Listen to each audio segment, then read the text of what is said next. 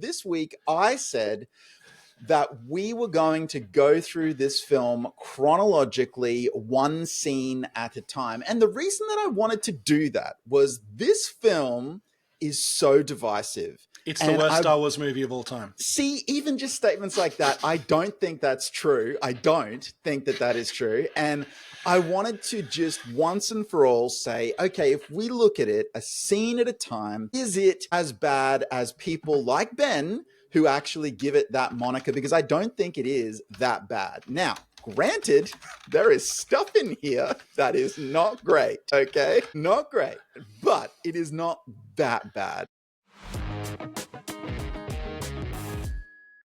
Hello and welcome to Jim and Ben's Movie Adventures. My name is Ben and I'm here against my will. And I'm here with Sam Weasel. I don't want to be, I believe it's pronounced Weasel. I think it's Weasel, not Weasel. So, and look, I prefer to be Captain Typho. Today we are talking about Star Wars Episode 2, Attack of the Clones. I'm sorry to interrupt you, Jim. It's Star Wars Episode 2, Attack of the Clones. You're right. I missed it. If you've never heard our podcast before, the pronunciation of colon will make no sense. But if you have heard our podcast before, it's a bit. It still doesn't make a lot of sense. So this was my pick, right? No, it wasn't. It was your pick. It was a compromise pick. True. You asked for a favor. I gave you the favor. I picked the movie.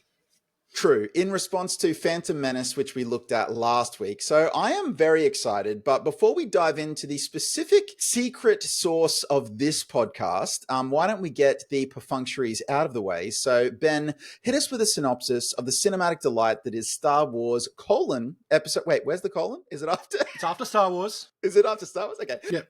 Star Wars Episode 2, Attack of the Clones. I feel like it should be after Episode 2. Anyway, doesn't matter. I didn't write the title, so... Fair enough. All right, okay. Hit us with the synopsis. There is unrest in the Galactic Senate. Several thousand solar systems have declared their intentions to leave the Republic. This separatist movement, under the leadership of a mysterious Count Dooku, has made it difficult for the limited number of Jedi Knights to maintain peace and order in the galaxy. Senator Amidala, the former Queen of Naboo, is returning to the Galactic Senate to vote on a critical issue of creating an army of the Republic to assist the overwhelmed Jedi. So one done. I know what you did there. So usually we have a synopsis of the entire film. What Ben has done there, for people who aren't deep into Star Wars lore, is he basically just read the opening crawl of Episode 2, Attack of the Clones. Because this week I said that we were going to go through this film chronologically, one scene at a time. And the reason that I wanted to do that was this film is so divisive. It's the worst Star Wars movie of all time. See, even just statements like that, I don't think that's true. I don't think that that is true. And I wanted to just once and for all say, okay, if we look at it a scene at a time, is it as bad as people like Ben who actually give it that moniker? Because I don't think it is that bad. Now, granted, there is stuff in here that is not great, okay? Not great, but it is not that bad. So, well, let me get through the facts and then we can have our discussion. We can go chronologically. I can try and make it go as fast as possible to spare everyone the pain. Okay, released 2002, directed by, here's the shocker, George Lucas, THX 1138 fame and American Graffiti. Written by, I didn't have to change a lot of my notes in this, which was really good. Written by George Lucas and Jonathan Hale, who worked with Lucas on things like Young Indiana Jones Chronicles and things like that. Starring Ewan McGregor, Natalie Portman, Hayden Christensen, Ian McDermott, Samuel L. Jackson, Christopher Lee, Anthony Daniels, Kenny Baker, and Frank Oz. Music by friend of the podcast, John Williams. One day he'll find out and he will be upset with you. That's just as good as him being happy with it. Runtime, 134 minutes, budget of 115 million. Now, I received some feedback mid-podcast last when I mentioned box offices and things like that. So we're going to get particular. US domestic, 302 million in its original run. International, 343 million in its original run. Total worldwide, $256,452 million in its opening month, not including re-releases, IMAX releases, or 3D releases. I'll let it sit. I'll let it sit. The prosecution rests, right? It made la money, not as much as Phantom. Okay, so I want to quickly say I am not a fan of this movie. I'm not going to say it's the worst. It is my least favorite Star Wars movie. I cannot overcome the cringe, and that is my battle with this movie. But I told you that I would accept going through this movie chronologically, scene by scene. I will let you start that ship, and we'll see how we go. What I want to do is I just want to say, on balance, are the scenes going to add up to something that is a net positive? I think so when we actually look at this as we go through. So let's get started, okay? So we have the opening crawl, and look, we should talk about this even though it is very irrelevant. This is the only Star Wars movie that after the opening crawl tilts up instead of down. Is it significant? No, George Lucas just said he thought it was time for a tilt up, which is not what you usually hear from auteur filmmakers who want to. It's the most George Lucas thing ever, though. I think it's time we tilt it up. Yeah, that usually they say something about symbolism, or they say something about artistic intent. Lucas was like, no, I just wanted to do it. So anyway, so he does. So it tilts up, and that's that. All right. Then we have Padme, Senator Amidala coming back to Naboo. We have the bombing on the landing platform. We have Captain Typho's introduction. Strong start, by the way. Really strong start. It starts with intrigue, starts with something we're familiar with like the her having doppelgangers replace her, starts with a bit of action, bit of danger. Great start. Yeah, I got no problem with this landing platform stuff. Notes. I think it's it's awesome. So we move from there to Palpatine's office, which again, I like this scene, right? So Palpatine, we're setting up the Separatists, we're setting up the Jedi are there, they're worried about it, they're saying they can't really look after, this whole operation if all these planets disappear, basically, or secede, if you like. So now Padme starts to say here, I think Count Dooku's behind my assassination. Why? Now, she is supposed to be, it's sort of revealed slowly that she is supposed to be sort of the leader of the opposition to the creation of the clone army. So, which means Dooku wouldn't be wanting to assassinate her. Well, it's a little... Yeah, but anyway, so she seems to think that that's that, right? We see Jimmy Smits here for the first time. Again, I'm going to call this scene good. I got no issue here, right? It is functional. It's also our first introduction to digital Yoda, which I think actually plays really well. Now, yes, in retrospect, we have digital Yoda from episode 1, but, it was originally a puppet. So I don't know. I think it's all working here. You're saying functional. I say it's working. So I think... Are we at odds already? Look, we're close. We're close in this scene. It's fine. Keep it moving. We have the elevator to Padme's apartment. This is our introduction to Anakin. I like this scene. I don't. Not Anakin's fault, and it's more of a time has passed thing. It looks so weird, the background passing in the elevator. I'm not criticizing. I'm not saying like it makes the scene bad. It's just I noticed it for the first time. I don't know. There's the background images of Coruscant, especially when they're inside a building looking out, they don't age particularly well.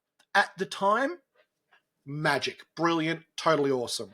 I was on board, didn't notice it at all, but I did notice it this time. And Anakin's fine in this scene. He starts to show his lovely stilted nature, and he kind of has a bit of a joke about Gundarks, and it's great. I actually liked it. I don't know if you're being serious or not. I like this scene. I think that it actually sets up their dynamic pretty well. So now moving on to Padme's apartment, this is our first rough spot. This is the first introduction of cringe, as you say. Yeah. And it is really just... So Anakin just completely not following Obi-Wan's lead and getting very earnest and very awkward for the first time when he talks about the fact that, we will find out who's trying to kill you, Padme. Now, I'm not really going to criticize performance in this movie. These performances were exactly as directed. I don't actually think it's fair, really, to criticize performances in this film. I agree with you, and I'm gonna bring up a point that I've kind of heard over the years, and I agree with. George Lucas is not an actor's director. He is an everything else director. He's like all that sort of stuff. He's not there to tell you how to act a scene or to ask you to do it different ways. It's not his style of directing. This movie suffers because of that, and that's not the actor's fault. None of this is the actor's fault. They made their choices, but I don't think they were challenged in their choices. And this is what we get. And you're right, this is the start of the cringe. Natalie Portman and Padme doesn't quite dive into it yet herself. It's all on kind of Anakin's side, but yeah, it is. It just feels, and look, it's meant to feel awkward.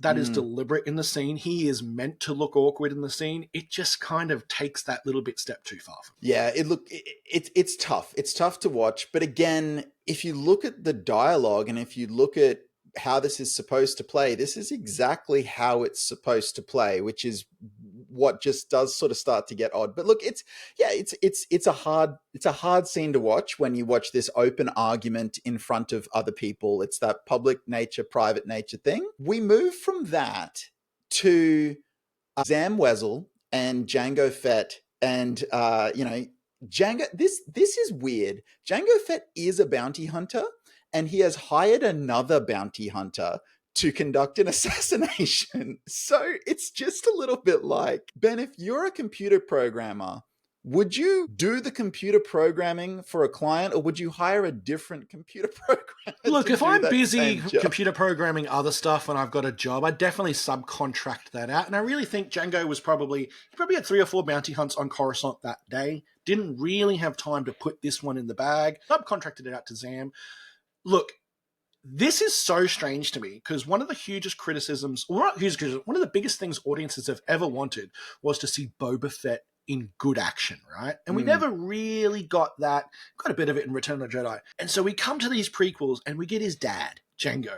We get another Mandalorian in armor and we're like, oh, cool, we're going to see some stuff. He does very little that's cool in this movie, a little bit on Kamino. But you're right, this was a perfect opportunity to show us cool Jango. Why not show us cool Jango? You know what Django's good at in this scene? Micromanaging. Because he's not doing another 3 or 4 assassinations or bounty hunts. He's watching the whole thing. He watches the whole thing closely. Also, careful, they're really poisonous. Don't do it too soon. Make sure it's at this. Yeah, he's just like...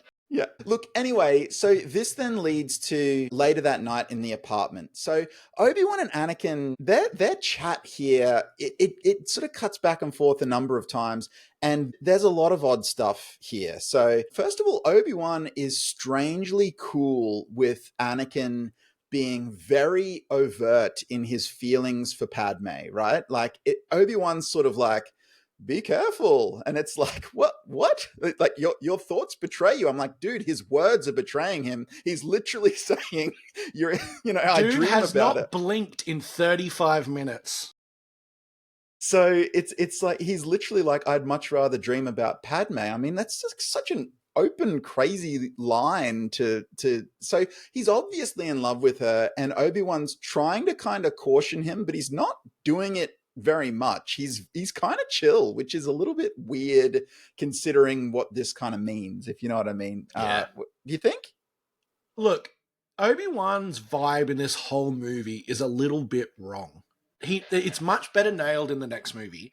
But like, yeah, this whole kind of really chill, go with the flow kind of Jedi Master, I actually don't think fits him at this part of the movie. If you consider what he was in the previous movie, he should still be much more of a mix of actiony hot-headedness moving into the Jedi Master role. He should still have that to him. And then in the third movie, be like full, calm, cool Jedi Master, right? That's my thoughts on it. Well, I know a lot of times pass between episode 1 and 2. I know he's grown a lot between episode 1 and 2, but like, that's not what the audience has seen. I kind of think, though, you could actually read into that in a good way to say that this is someone who has kind of been thrust into the role of being a dad well before he was ready for anything of that nature, which is why he's kind of a bit bro-y with Anakin. It's that idea that he's towing the line between, I am the father figure, but I'm also too young for that, and I wasn't ready for that, and I only barely just became a Jedi Knight myself, and now suddenly I've got to look after this kid. I feel like that works in world. He's trying to kind of walk that line of being brother and father to this younger man, and that there's just not that much age-wise between them, and obviously they've had a bit of a journey to even get to this point, and I think Obi-Wan's struggling with that role, and you can kind of see it here in what I just said, which is that he's trying to kind of caution Anakin, but he's not coming on super strong. He doesn't really know how to do this job, you know? Think about it this way. Grow up his whole life in the Jedi, right? He doesn't know about girls. How is he going to teach Anakin? Well, but all he's supposed to be really teaching Anakin is that don't. Like, do you know what I mean? Like, don't go down that road. The other thing I want to bring up before we move on, there are parts of this movie where I looked at Obi-Wan Kenobi and goes, he looks weird. What's wrong? They've filmed that. They've lit that differently or whatever. I found out that after shooting this, he cut his hair and shaved his beard off and then had to come back and do reshoots. So at different parts of the movie, he's wearing a fake beard and a wig. And I started playing a game and picking it out, and it kept me interested. There's also some weird stuff here where Anakin says she covered the cameras. She didn't like me watching her, which is that's just creepy. It's just creepy all the way around. However, then almost in the next breath, they realize, or Obi-Wan realizes, that it was her idea to use her as bait. So I'm like, so which is it? Did she cover the cameras because she didn't like him watching her? Or is she actively using herself as bait with him watching her deliberately to try and protect her? Because it kind of feels a little bit like you maybe can't have both. It's almost like the script wasn't thought out. Let's continue. Look, we have the space worm attack, the space centipede. So the attack is a droid carrying poisonous millipedes, space centipedes that cut through the windows, scoot down, go into the thing, and basically R2, Obi-Wan, and Anakin all realize it at the exact same time. It's almost like all the things they did put in place failed, and then we kick off into basically our next action scene, which I remember as a kid really, really enjoying, and I still kind of enjoy. When Obi-Wan and Anakin are in action and bantering, they are 100% at their best in this movie. And they're at their best again here. You actually get some of the best character moments and history drops between them in these moments of, you learn Anakin loves speeders and picking things that's continued on from episode 1. You learn that they're both reckless, even though Obi-Wan's the one that kind of chastises Anakin for being reckless. You learn that Anakin has a history of kind of pulling off the impossible and that it frustrates Obi-Wan Kenobi. You learn there's a history of losing lightsabers. You learn all these things, and you actually get a really decent chase through Coruscant through what is effectively hundreds of multiple layers of highway flying through a planet. You get some awesome sound design. You get a really tight, good scene. And then you get to the bar and it falls apart. But anyway, do you have anything to say? I love this chase scene. It's a good scene. The density in the background plates is amazing. The quality of the CG work. Yes, it's moving fast. And if you really focus on it, yes, it looks a little dated, but it's awesome. It's a great scene. All the things you said, I completely agree with. The only part I don't like is stay away from power couplings. I can't with the power couplings, right? I have a problem. But no, how many times have I told you to stay away from that this has happened more than 3 times before? But look, that's just a me thing. This scene works. I love this scene. So look, moving on, we finish that and we do a short foot chase and then we're into the club. I don't mind the club. What do you like about the club? I don't know. Again, I don't have a good reason for not liking the club. The club is fine. The club is perfunctory. It does its job. You get the cool changeling moment, I suppose, and you get kind of the cool like Jango Fett cleaning up moment.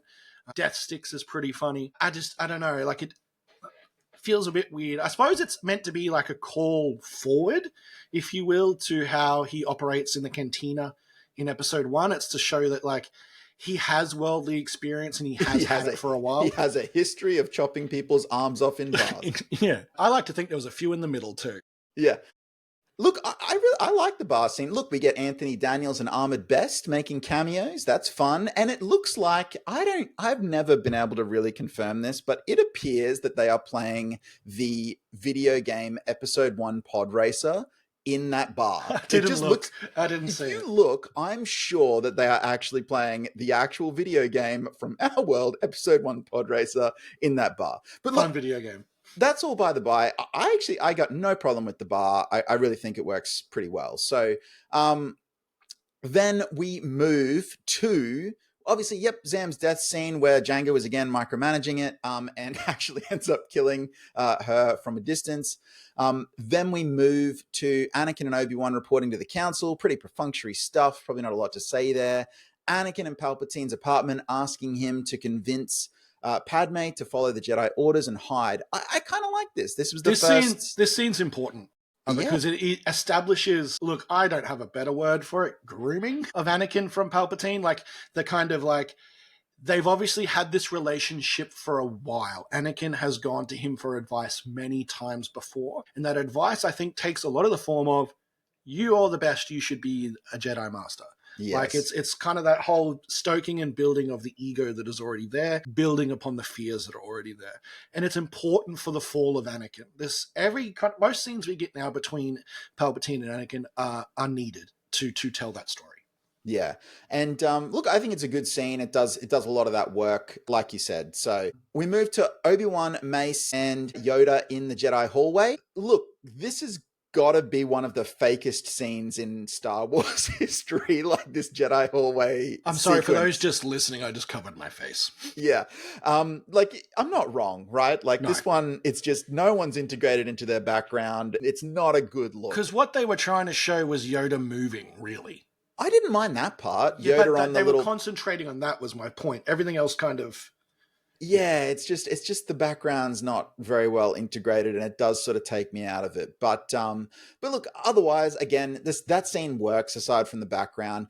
But then we move to Padme's apartment where she's packing, and unfortunately, Anakin is on such a roller coaster at this point. The dude's a red flag, a walking red flag. He is a walking If I had a friend and this was happening to them, I'd be like, dude, you got to leave him and not be friends with him. He is not safe. Like, it's also just like she really doesn't like him at this point in the plot. And it's funny, like, because people... Doesn't she?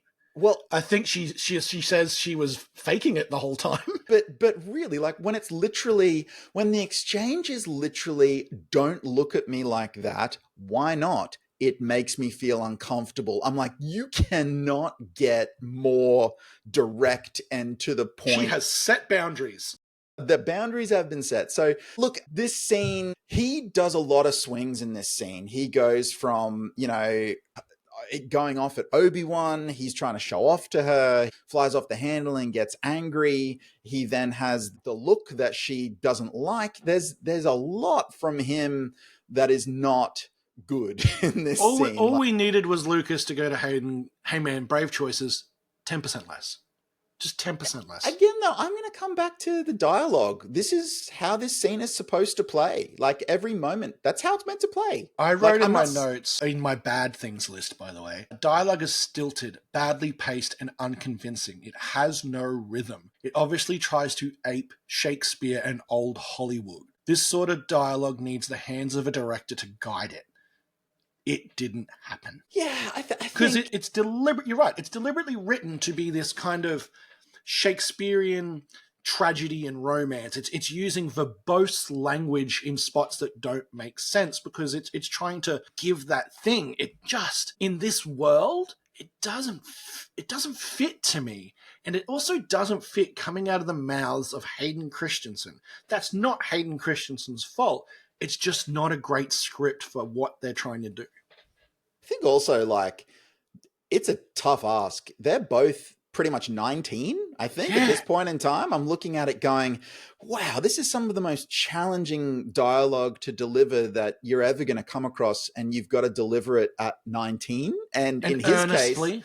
Earnestly, very difficult to perform. Like, talk about deep end when you're actually looking at it. But look, yes, this scene, it is uncomfortable, deliberately so, again, but it just makes it hard to watch, So we move from there to the spaceport departure scene, and here Padme flip-flops, where she's now giving him some looks and some ideas that, she might be warming up to him. But again, it's a little bit hard to see why, because, just not a lot has really happened there. Now, there's also the exchange at the end from Obi-Wan and Typho, where Obi-Wan says, I hope he doesn't do anything foolish. And then Typho says, I'd be more worried about her doing something than him. What are they talking about? And what are they looking at here? I think what is implied in this scene is not like relationshipy stuff. I think what is implied in this scene is just getting into danger. Which I think I would agree. Or maybe from Obi-Wan's side, he's worried about the romantic feelings of Anakin, and maybe from Typho's side, he's worried about something different. But it is sort of an odd exchange. It could mean so many things, and it doesn't really pay off in a huge way. So I just wanted to flag it because I thought it was sort of interesting. This is functionally the end of Act 1 because we now know where everyone is and what they're doing, and off we go. So the next thing we're doing is Obi-Wan meeting with Dex in the diner. The most unnecessary scene in Star Wars. Like, here's the deal, right? He could have just gone to like, hey, who's a Jedi who spends his time on the Outer Rim? I'll go have a chat to him in the temple. Do you know what this is? It's beyond the Outer Rim. But like, there are so many. It just, oh my gosh! It's not the greatest of CG. It's played for a weird comedic effect as far as him pulling up his pants and being a greasy spoon chef or diner owner. It doesn't fit. There's a weird tonal shift when he's talking about the cloners. Like, he kind of gets a bit dark about it. What the scene does is it kind of just like lets us know that, hey, you have to go to a place called Kamino. And this is the way they chose to do it. And it is the worstest. Because there's nothing about it that's necessary. I don't think it's as bad as you're making out, Not bad, unnecessary. I guess. Look, for my part, I'll say I actually don't mind their interaction together. The old friend, the idea that he's got this tip and it knows where it's going. I don't mind that trope. What I had a bit more trouble with was the 1950s diner aesthetic in the droid. The retro future kind of vibes here. That was what I struggled with a little bit, but ultimately I look past that and I think it's a nice character interaction and I didn't mind it. I don't mind it as much as you. So we also have a callback. We got a lot of callback to parsecs in this movie. Can I just say, after, the infamous really making it right. Yeah, after the infamous sort of getting it wrong in A New Hope and then bringing it back again, we do it a couple of times in this movie. So Obi-Wan in the Jedi archives, librarian can't find Kamino. She's so mean. She's quite mean, yeah. Like, unnecessary, dude. But I don't mind the scene. I think it's a nice mystery build. Then we have Anakin. Hey, wait. Star Wars trivia. Do you know that librarian's name? Isn't it Jocasta Nu? Did I get it right? Yes. Nerd alert. It's us. So look, then we have Anakin and Padme having dinner on what I'm going to call the space bus. And no, it's a refugee frigate, dude. I guess. So, but I prefer space bus. Look, for the first time, there is actually some glimmers of some nice natural interaction between the two of them. And then he kind of wrecks it by saying, "You're exactly how I remember you in my dreams." But really, up until, like, we all knew this kid in high school, right? And every time they spoke, like, "Oh, dude, you were so close to a normal interaction." Yeah.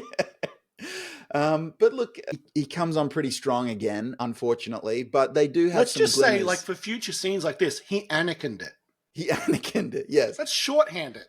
But look, he there are some glimmers there. Some glimmers that it starts off pretty normal. Yeah, right. Obi-Wan Don't worry, gets advice. We've got R2 with us. Yeah, well, I didn't mention that moment, right? So Obi-Wan then gets advice from Yoda as he trains younglings. Can I just say, this scene lands in a much more profound way when you've seen Revenge of the Sith. It's like, hey man, aren't these little Jedi so cute? Yeah, they're the cutest, right? Yeah. Make sure you really fall in love with the idea of little Jedi. Don't know why. Yeah. It's it actually, the whole scene is actually rough because of how nice it is when you think about Revenge of the Sith, right? This is a nice, lovely scene. And the whole time I was looking at it going, yeah, but I know when we next see a big group of younglings, what's going to happen, So I like this scene. I think it's a great scene. I think Yoda's great. I got no issue there at all. So I think this is some of the best Yoda we get in this scene because you get that really kind Yoda, that perfect grandpa Yoda. Yes. And it's really nice to see. We also have what I'm going to call the first he didn't make any bad choices interaction between Anakin and Padme after this, when they're walking from, the space bus to the palace. Look, I love that I I won't say refugee frigate, but I will say Jocasta Nu. This gives you a bit of an insight into my Star Wars fandom. I am simultaneously an uber nerd and also miss some details. I do both and everything all at once. Hey, So, we're just human. look, to be angry is to be human too, Ben. Remember that, all right? That'll be important later. So he's actually complimentary here, but not creepy for the first time. This is the first interaction where I'm He's like, learning. You did it. Well, you think that, but then we instantly back it up with the audience with Queen Jamila, where Padme is then very dismissive of Anakin because he's not a Jedi yet, which this bro's ego, that is not, you don't want to say that because it's a bad move. He's then going to do exactly what he does, which is get ticked off and say something silly, and again embarrasses himself in this scene. In most scenes so far, Anakin has been embarrassing himself, unfortunately. But then we have Obi-Wan arriving at Kamino. He's greeted by the Kamino aide, and then he has the audience with Lama Su, the Prime Minister. I just want to say, Kamino is one of the best introduced planets, I think, it's awesome. In all of Star Wars. I love it. It is a well-designed planet. It is one of the most unique planets we get in all of movie Star Wars. I love the race, the Kaminoans. I love the clone army. I love the labs, the thing. I like almost every interaction in Kamino, except for Boba. But that's not Boba's fault. He's just super Kiwi, eh? And yeah, you get this kind of... This is a good part of this movie. Obi-Wan kind of trekking from part to part of the galaxy. Best part of this movie. Yeah. So it's because it's the plot is moving as we actually uncover these pieces. Now, they do start to dive into the Sifo Dyas stuff, and that gets murky, and it's really just something that you don't want to think about too much. That's where you need your... And look, I'm pretty sure it only ever gets resolved outside of the movies too. But that's what I'm saying. That's where you need your expanded universe, your legends, your novels, your shows to ride to the rescue and get you out of this kind of messy... Because if any Star Wars fans who don't know, I'm pretty sure it was Dooku, wasn't it? It's very confusing. I don't even know because I didn't get that deep into the novels and stuff. I'm pretty sure Dooku was the one who ordered the clone army. Pretty sure. Well, that's what they even imply in this movie when later Django says that he was recruited by a man called Tyrannus, and then at the end of the movie it's Darth Tyrannus, which is Dooku. So look, it all does lead back to Dooku, but it's a confusing little bit of plot. And it's also doubly confusing because Obi-Wan is, again, doing a very bad job at passing off the fact that he's supposed to know about all this and is actually... he plays it super cool. He really doesn't. That's, I'm glad you noticed. But, look, it is what it is. So here, Anakin and Padme then arrive at the lake house. Okay. This is the part that sinks this whole movie, by the way. Really? No, this and some interactions on Tatooine, horrendous. So I say it's my least favorite movie, and I think it's because it has the lowest lows, just personally. Has the lowest lows. It might have some really cool bits, and I've even said it does so far. But man, the whole, their love story is really hard to watch. I've seen this movie many times. It is hard to watch. I can't really disagree with it being hard to watch at times, but I still can't get to this is the worst Star Wars movie, particularly when we look at some of the stuff in that sequel trilogy, which I think is bad in a whole different way. Some of the stuff in the sequel trilogy is Shawshank Redemption compared to this. Okay, we're going to have to talk about the sequel trilogy because, again, I think we disagree. Look, let's talk about this courtyard scene. So it's the courtyard romance scene. It is the infamous... Look, you love this scene because this scene gives you I don't like sand and all that entails. Look, this scene does give me a few things I've quoted ad nauseum over the years. Because, hey, me and Anakin share something in common. I also don't like sand. Yeah. But, it also, I think, gives us, you're in my very soul, tormenting me. No, it doesn't. That comes later. Okay, sorry. Right? We're just in the courtyard. This is the... The sand thing is still not good. I like it because it's horrendous. Yeah, well, look, this is the awkward where he sort of runs his hand up her back and then kisses her, and somehow that all works. I don't know. It's a very... It's a tricky scene, okay? So, and I would be hard pressed to say this is a good scene. However, we move from that to Obi-Wan inspecting the clones in the hallway on Kamino. And he learns about Jango Fett, and that's some cool stuff from Obi-Wan. And then we cut back to Anakin and Padme in the field. This is probably their least awkward, like, love feelings building between them sequence. And he does the most high school thing ever, though, and pretends to be hurt to lure her close. He does, but again, at least you're right. It's not the worst. It's he's not actually making any huge faux pas here, socially. It's kind of, he's got some redeeming qualities. He's showing off for her. Like, he does sort of have to pass off his actual opinion about politics as a joke, but he manages to do it. Okay. So what I kind of like about that moment, though, is it's actually not his opinion. Yeah. It's Obi-Wan's opinion. He's basically repeating his dad's opinion about politics, which we all do until we become adults. I think as well, like, it's also that, and you can sort of see the influence there of Palpatine going, what, wouldn't this be a better way? So I think there's a lot of stuff there that is working in this sequence, right? It's working pretty well. So Obi-Wan then meets Jango and Boba. Now, you said you didn't like it. I like this scene. I like it. I think the scene's actually not a bad scene. I just like picking on New Zealanders. Well, that's not nice. Don't do that. Definitely not nice, considering there's a whole army of them in this movie. Yeah, exactly. I think it's a good scene. I don't mind it. It continues to build that intrigue. Okay. The next 1-2 punch, this is where it all, shall we say, pun intended, it all goes pear-shaped, okay? Because it starts with him cutting her. Obi-Wan would kill me if he saw me doing this. It looks like a space pear, and he uses the Force and cuts it, and she finds it charming. And that's not too bad, but it's a 1-2 punch, because immediately after that, we go to the after dinner fireside couch scene. And you kind of brought this up before. This is the tough one. This is one. Is it the quote I started before? This is the one. You are my very soul tormenting me. You are in if my you are very suffering soul. As much as I am, please tell me. Yeah. It's also got towards the end of the scene, when she says, regardless of how we feel about each other, and then he says, you do feel something. So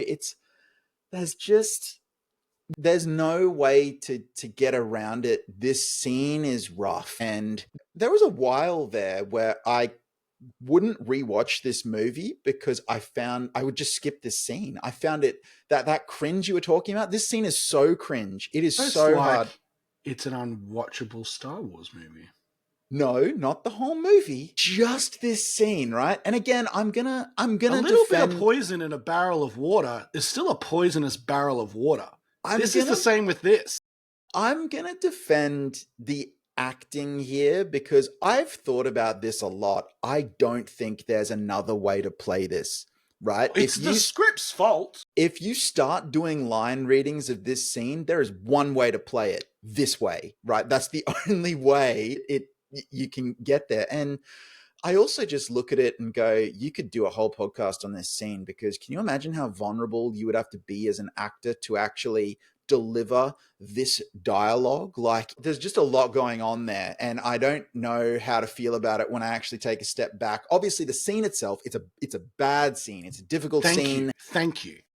But again, it's also fascinating when you start to look at the mechanics of that and you go, what are alternate line readings? What would they be? How would you you can't do it. This script funnels you into these performance choices, and that really fascinates me as well. So, but look, this is a rough one.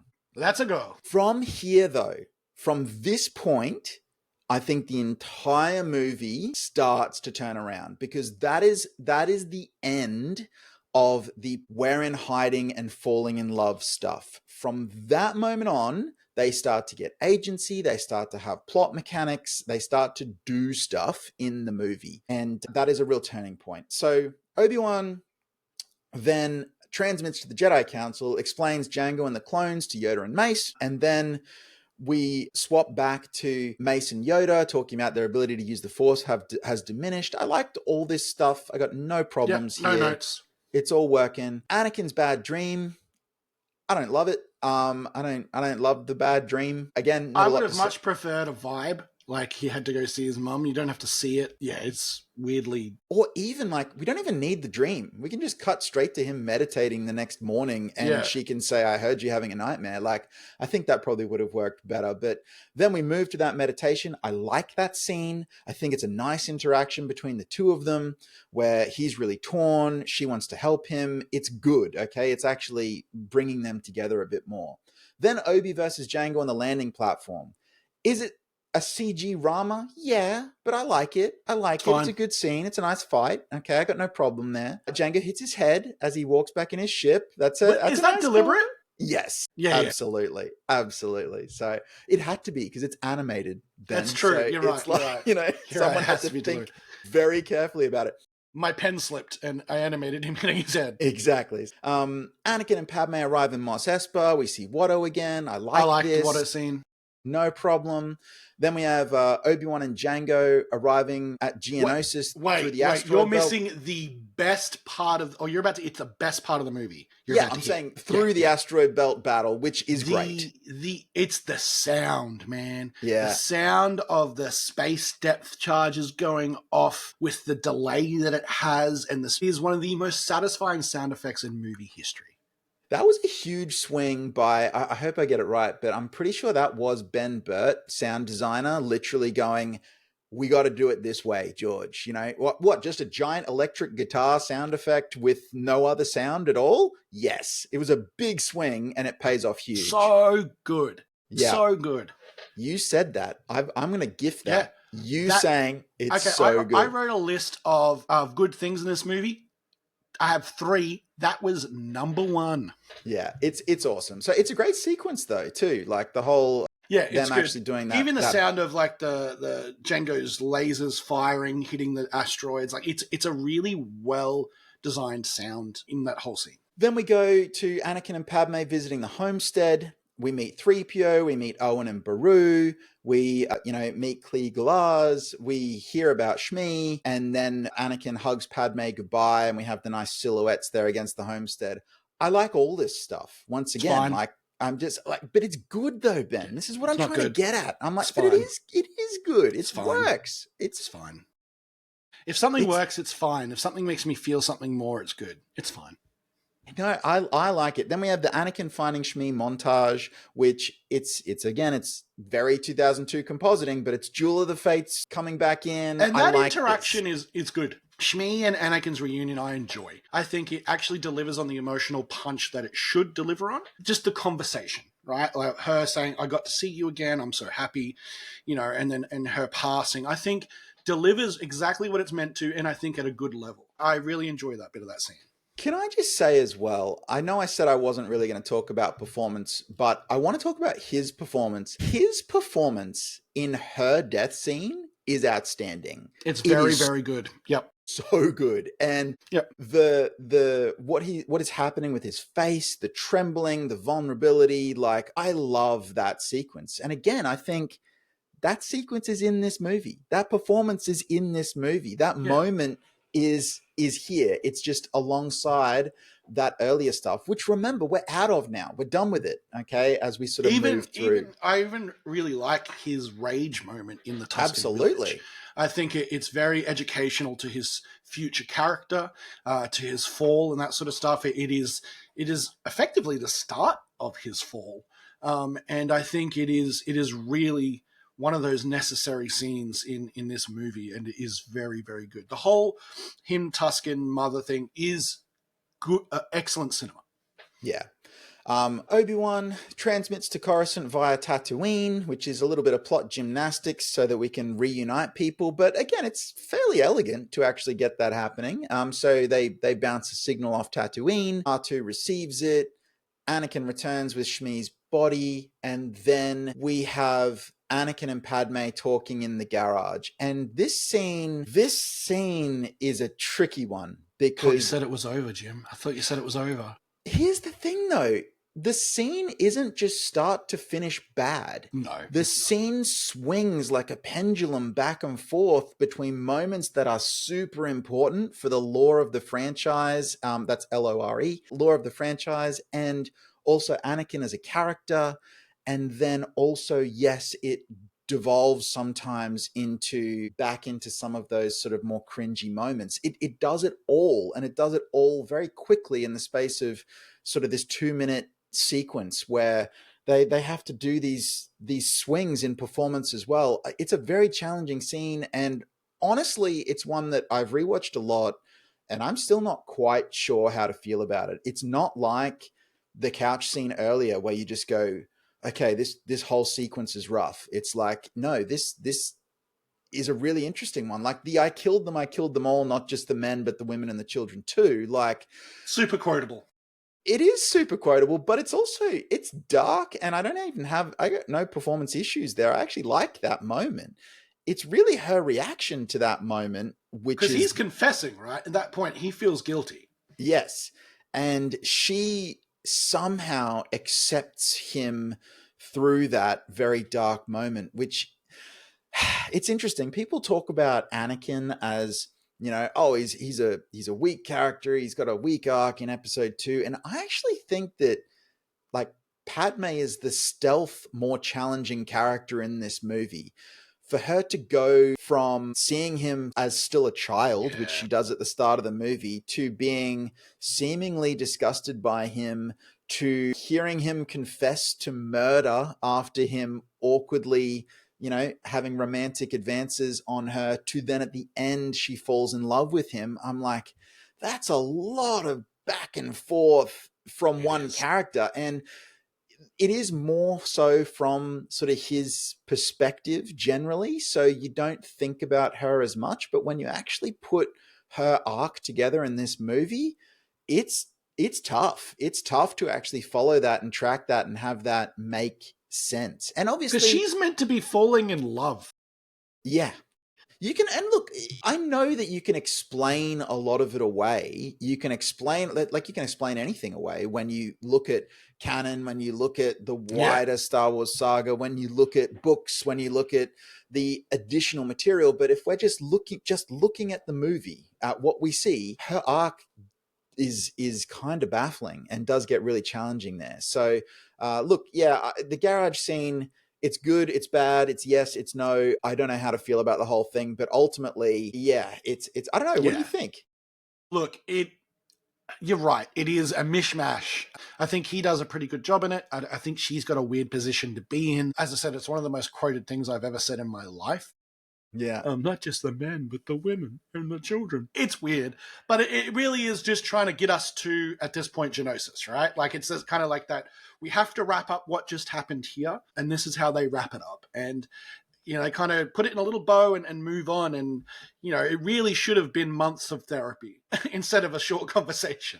It's also, though, like all that stuff, I'll learn to stop people from dying. Like, it seems like an odd thing to say, but then it pays off in Revenge of the Sith. Like, it's doing a lot for our overall sort of Star Wars plot here. So then we have Shmi's funeral, which I like, as much as you can like a sequence like that. And then we're into Obi-Wan's message, and we're departing for Geonosis. Now, the only thing I want to say is that Padme, I think, presses the same button twice in this sequence, and the button does different things at different points. Like, it's a contextual button. It's like, it's like the home button on a phone. It's just a really smart Siri in that spaceship where it's like, well, I hear what you're talking about. You press me again and I'll do something different.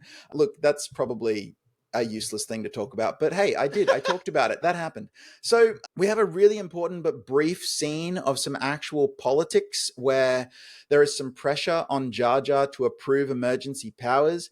It's all his fault. This is where you might out nerd me. I can't remember Palpatine's, blue aide or I don't speaker. know his name either. You don't know his name either? No. But it is kind of hilarious that they're there in Palpatine's apartments, and that guy, right, whoever he is, sorry internet, I'm poorly researched. I'm gonna call him Greg Star Wars. Okay, it is challenging that Greg Star Wars says to Palpatine, if only Senator Amidala were here. There is no way she would vote for it in the galaxy that she would approve emergency powers to create the clone army, because that is the one thing that she is against. That is the one thing she does not want to do. So it illustrates how dumb that Gungan is. Like, that's all they had to do to get what they needed.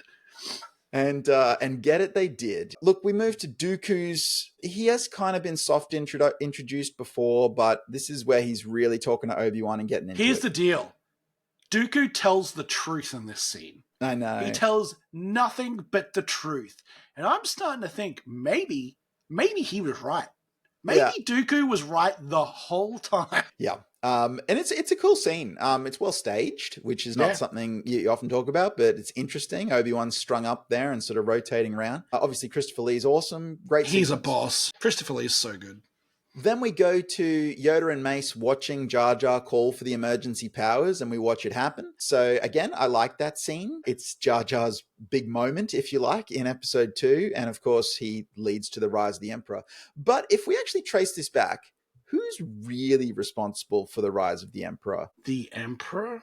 Padme is really responsible for the rise of the Emperor, because in episode 1, she gets him into being Chancellor. Episode 1, and then look, sure, she's manipulated the whole time, of course, but she actually calls for the vote of no confidence, which leads to him being elected Chancellor, and then her absence in episode 2 leads to Jar Jar calling for the emergency powers. Now, yes, of course, you could say Palpatine did it all because he got her out of the way in episode 2 so that he could do all of that, but it is kind of, I mean, you just think, when she watches it all crumble in Revenge of the Sith, she's got to feel like she did it. Exactly. How much is she going to feel responsible? And that is an interesting place to be. But anyway, I just wanted to mention that. So Anakin and Padme arrive on Geonosis, and we do the droid factory. I don't like the droid factory. Congratulations, we agree. Yeah. There's not a lot I know it was a late production ad. They didn't have it, and it was added very late, which is why it looks even more comped or composited than the rest of the movie. They needed an action beat here, and actually when I look at the screenplay and I think about the construction of the movie without it, I agree. They needed an action beat here. It's just that I don't like this action beat. That's the problem that I have. Do you know what would have been cool if Django caught them? Yeah. Like, well, he does that would have catch been them cool at the very end. But, yeah, but like, skip the droid factory part. It also is like, it felt like, oh, we need to include R2 and 3PO more. And we get kind of their buffoonery through this as well, which I'm not a huge fan of. Well, it's interesting because they basically take all of the slapstick that Jar Jar was doing in episode 1 and they kept it. They just transferred it to 3PO, who was always more of a verbal comedian rather than like a he sort put of his foot in it with words. You're right. Exactly. Like rather than a slapstick comedian. But the droid factory, it's a nightmare, all this sort of stuff. So, I just wasn't wild about it. I don't like the droid factory as a sequence, and I don't think it works particularly well. But at the same time, talking out the other side of my mouth, where I'm going to say, I get they needed an action beat here. I agree with that sentiment. Then we move to the pre-arena chat and kiss from Anakin and Padme. I would like to read a quote here. No, you're going to do I'm not afraid to die. I've been dying a little bit each day since you came back into my life. Yeah. Horrendous. Yeah. It's And it's also like, she's got to say, truly, deeply love you. And you look at everything that we just talked about that transpired prior to that point. Do you know what would have been better? Yo, Annie, you're my boo. That would have been better. Just straight up like... Look, it's tough though, because it's a well-lit moment. It's a nicely framed moment. I enjoy the idea that we're going to get a tender moment from the two of them and that they're finally going to, come together and kiss. A kiss would have been enough. Well, just the kiss. They do the kiss, but it is just tough when it's from her perspective. When you think about the whole movie from her perspective, it just kind of falls apart. It gets really hard. Bad men. So yeah, I don't know. It's just so look, it's tough, but I do like the rousing music as we head out into the Yep. arena, It's no which Yub Nub, then but it's good. leads us into the arena. I like the arena stuff. I think that's a really good sequence. The arena stuff is fun. It is classic Star Wars at its best. It's kind of chaos. It's kind of large. It's kind of a good set piece, right? So I've heard some people in the past don't like the animals. It's very clearly trying to do ancient Rome and Colosseum battles with lions and tigers. I It's think it, also doing John Carter. yeah, This is absolutely Edgar Rice Burroughs with John Carter of Mars, you know. But again, that's all part of the pulp of Star Wars. I love that. So I enjoy the arena. the rest of this movie for me is good. I enjoy the rest of this movie. The action, the climatic battles, and that sort of stuff. It is really good. There are some good moments. There are some individual great action moments, and we get this whole thing of we get capable Padme. Finally, we get this kind of really cool actiony bit on her part. Super, super duper enjoyable. If we're just to talk about the finale, then, because that's really where we're at, we got lots of stuff here in the finale. I think that the battle for Geonosis between clones and droids is outstanding. Like, Yes. I love it. I love it. I love the handheld, crash zoomed camera work on a completely CGI frame that emulates that war photography, if you like. I love all of the atmospherics and the dust, and we have the lasers actually just lighting up these dust clouds as they go to and from the clones to the droids and back again. I love the aerial stuff. I just really like all of this stuff about the battle for Geonosis. I want to call out two moments in the battle, and I'm talking about all the way up into basically before the duel at the end. I really enjoy Mace Windu here. I think Samuel L. Jackson gets to have his moment. He gets the purple lightsaber, which is famous now. He even gets the moment with Django where he just completely outclasses him, which some people were a bit upset with. I'm kind of okay. We get the good action of the Jedi getting kind of pushed in and pushed in and pushed in. We get a rescue moment. I love a rescue moment in films, especially like this, and we get a really good one. We get, that hint of the Jedi will be generals. Yeah. In this, with them leading platoons forward, basically running into a wall of droids. The shooting down of the sphere spaceships with the ground cannons is really atmospheric and cinematic and really, really cool. And then we get up to kind of like the Dooku fight. And the Dooku fight is number 3 on my things I like in this movie. I really enjoy the Dooku fight. It tells a good story. It tells a story to start with of he is a class above. He is stronger. He is elegant. He is a master at his full power. And he shows it against 2 very capable Jedi Knights. Yeah. Oh, Anakin's not a knight at this point, I know, but still the equivalent of 2 Jedi Knights. It's not just that, though. It's also so Dooku has the fight against Anakin and Obi-Wan, Yes. and then he has the fight against Yoda, and both are outstanding moments.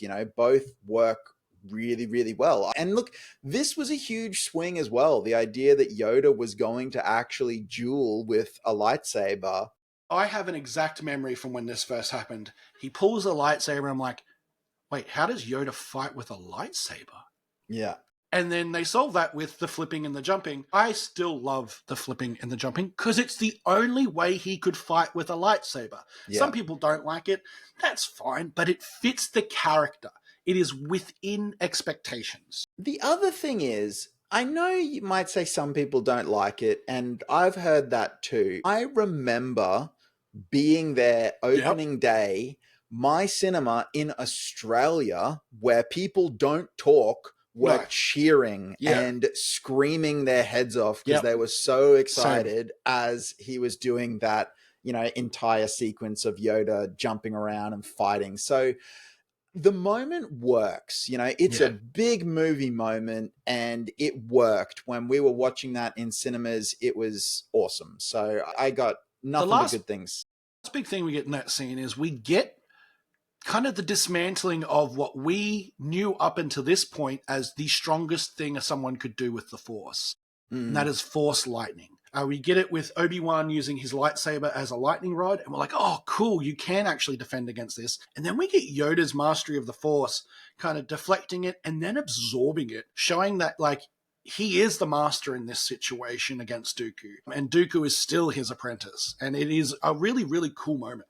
It's also like Lucas doesn't often give us like new force abilities or new No. force powers. Like lots of other writers are very keen to do that stuff, and Lucas is very sparing with it. So all this new kind of stuff that you can do, like blocking force lightning with your lightsaber or holding it and absorbing the energy, all these things, he doesn't usually do that kind of stuff. So the fact that we saw a lot of new force powers functionally within one sequence is super cool, and I like it.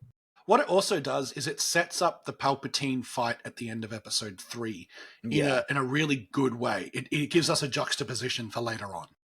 Yeah, so it works. I like it. And then after that, obviously Anakin's losing his hand, and we're back to our wrap up then, which is Dooku and Sidious on Coruscant, and the Jedi, and then the reveal of the huge army of the Republic heading out to war, and Anakin and Padme getting married. And that's the end of our movie. That's it. Like, I think the ending all works. Like, particularly, there's not a lot of dialogue there. There's a little bit, but not a lot of dialogue there. And I just think it all plays. Wrapping up, my major fault, and I think I've clearly articulated throughout this movie, is the romance story and the dialogue. And that is what I can't hurdle as far as my liking of this movie. I very openly told you the bits I loved, and I think there are some really big high points in this movie. It's just that low point, it really bogs me down. I don't know if I've changed my opinion on the movie, but look, I've appreciated it probably a little bit more after discussing it with you. I think here's the thing. What I've been doing for the last couple of minutes as I've listened to you talk is I've been going through, I made, can I just say to anyone who's listening or watching this, I made an excessively detailed, and I didn't find an internet one, I made it myself, scene by scene list of moments from this movie that I've been using as talking points to get us through. Now, I don't know how many scenes are actually in the shooting script, but I got to 68, right? 68 scenes broken down throughout this whole film. I've highlighted all of the scenes that we both said they're tough. They're tough. So of our 68 scenes, we have 1, 2, 3, 4, 5, 6, 7, 8, 9.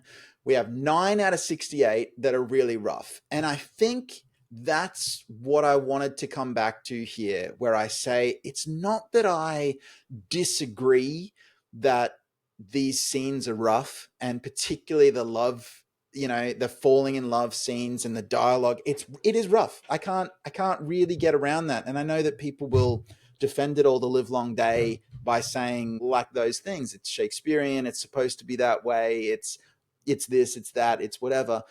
From my perspective as an audience member, those scenes are just hard to watch, and they're a bit janky, and it's difficult. However, what was that, 9? I just lost count. 1, 2, 3, so you got 4, 59 5, scenes that are good. 6, 7, 8, 9. Yeah, right. So we got 59 that are good. So it's a bit like, I don't think I want to, destroy the whole movie and say it's a terrible film when the overwhelming majority of it, screen time wise, we actually agree is pretty great. So look, it's just you're playing a numbers game, right? Which is perfectly fine. I'm playing like cooking a recipe, right? There are some people who, no matter how small an amount of cilantro you put in a dish, hate the whole dish because it tastes like soap. That's a bit how I feel with this movie. When I rewatch this movie, because I do rewatch it kind of semi-regularly, I skip the middle completely. I watch the start and the end because I don't want that dialogue. I don't want that love story because I already know it. I don't need to watch it. I don't need to sit through that again. I might watch Geonosis bits and things like that, but Anakin and Padme's middle arc of this movie, I do not watch it. I do. And I think one of the reasons that I watch it is I look at it so differently now because we have the 20 plus years of history regarding those scenes. So when I watch the scenes, I reflect on internet culture. I reflect on memes that have come up. I reflect on Some actors. fantastic memes. Right. I reflect on actors' interviews talking about how challenging those scenes were to perform. I really think about the macro as well as looking at what's actually happening here. And I think as well, looking at the entire saga, looking at where things came from, looking at where things go, there is definitely in that dialogue, in those character moments, there is stuff you can track from episode 1 to 2 to 3. And those scenes are vital narrative tissue to get you there on that journey. So I kind of have a much more holistic view of it now. But and I'm not trying to tell anyone not to enjoy this movie. If you enjoy this movie and if you like the sum of its parts and if history has made it better for you with memes and actors and things like that, I'm actually really happy for you. You get to enjoy this movie more than I do. There is nothing I love more than enjoying a movie. I actually don't like disliking movies. I really don't. I would much rather sit and enjoy a movie. I actually do everything in my power to enjoy every movie I watch. I try to find a thing. And I think my downfall with this movie is just the sheer amount of times I've watched it now. Normally that would lead to maybe a better movie watching experience. But I'm just fatigued by that middle. I'm fatigued by it. And I would say anyone who's watching it for the first time, don't listen to me. Don't take my opinions on board. Watch it the first time and enjoy it for what it is, which is this kind of middle part of a tragedy. It is this actiony love story thing. Enjoy it for what it is, which is a piece of a jigsaw, which I think is part of a good story, a good set of 3 films. It is my least favorite Star Wars, man. I cannot overcome it. I cannot.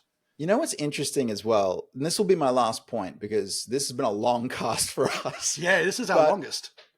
But look, the one thing I'll say is last time we reflected on our ages in the real world when we watched episode 1, right? And what is really interesting is that a lot of the stuff that adult critics bumped on and didn't like with episode 1 didn't bother us because we were kids.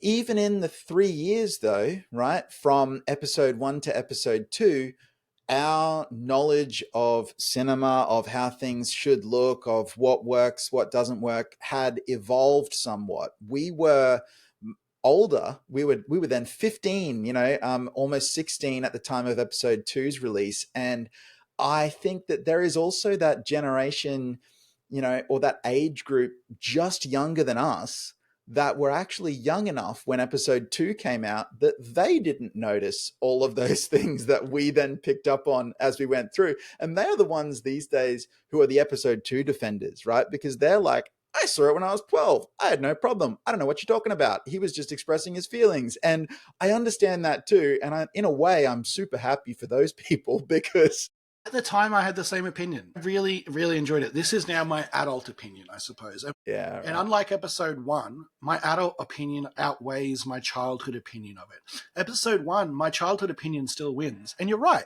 It probably is that age difference between those 2 movies that makes that childhood opinion so much stronger in me. But again, hey man, it's Star Wars. And it's necessary Star Wars to the story.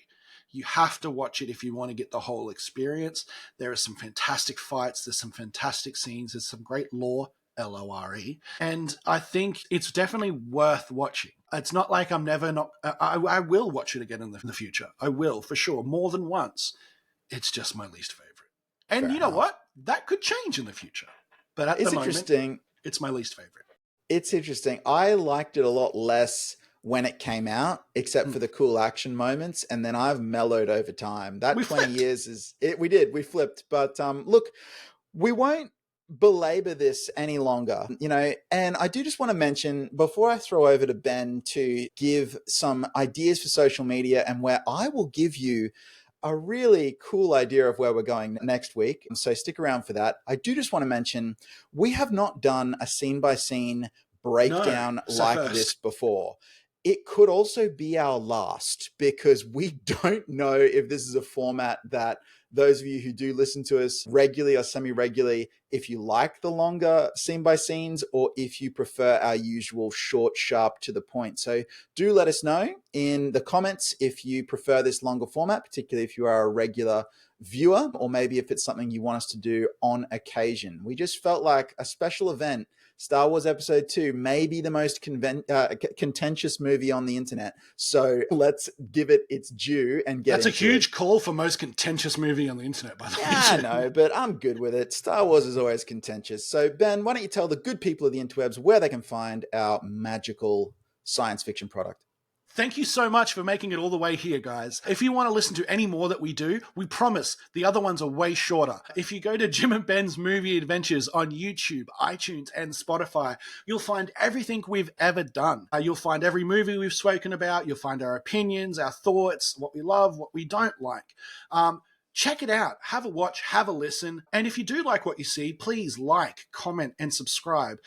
In those comments, let us know if you like this longer format. It's definitely not something we'll do all the time, but there are some movies that probably deserve this treatment, and we'd love to give it to the future if you want it. Let us know what your favorite Star Wars movie is, what your least favorite Star Wars movie is. I'd love to hear about it. If you want to follow us on social media, you can do so in two places, Jim and Ben's Movie Adventures on TikTok, and Jim_and_Ben on Instagram. I'm terrified for this next bit because this could go one of two ways. So, Jim, what's our next movie? I'm doing it. I know you are. Look, and I'm not totally upset. I like the movie. It's just a lot.